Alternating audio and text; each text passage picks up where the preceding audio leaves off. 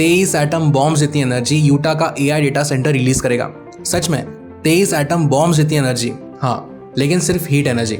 AI का सबसे hidden cost electricity नहीं, हीट है। हम जब एआई यूज करते हैं तब सब कुछ क्लाउड में हो रहा है, ये सुनकर बहुत लाइट फील होता है, लेकिन वो क्लाउड यही जमीन पर बड़ी बड़ी बिल्डिंग्स में, सर्वर्स में, जीपीयूज में है। जो भी इलेक्ट्रिसिटी यूज होती है वो काम करने के बाद ऑलमोस्ट एंटायरली हीट बन जाती है। जैसे हमारा फोन गेम खेलते खेलते गर्म हो जाता है, लैपटॉप हैवी ग्राफिक्स रेंडर करते टाइम गर्म हो जाता है, उसके फैंस शुरू हो जाते हैं, वैसे ही डेटा सेंटर्स के लिए इसे बिलियन टाइम्स बढ़ा कर दो। यूटा का प्रपोज स्ट्रैटोस प्रोजेक्ट इसी वजह से कॉन्ट्रोवर्शियल है। रिपोर्ट्स के अकॉर्डिंग ये प्रोजेक्ट बॉक्स एल्डर काउंटी के हैंसल वैली एरिया में बनाया जाएगा। ये 162 स्क्वायर किलोमीटर का एरिया है। यहाँ पर अप टू 9 गीगावाट का पावर डिमांड हो सकता है। 9 गीगावाट मतलब जितनी इलेक्ट्रिसिटी यूटा फिलहाल यूज हो रही है उससे भी ज्यादा। इतनी पावर जब यूज होगी तब वेस्ट क्या निकलेगा?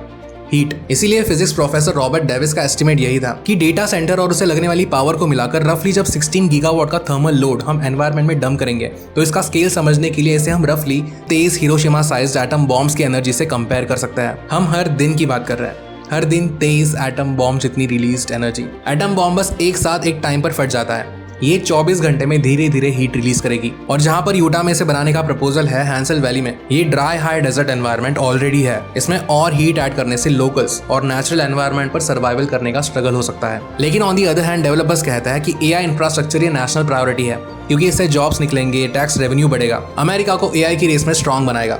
बस जीवन में और क्या चाहिए? देखते हैं कि एआई को कूल करते करते हम इस प्लैनेट को कितना गर्म कर सकते हैं।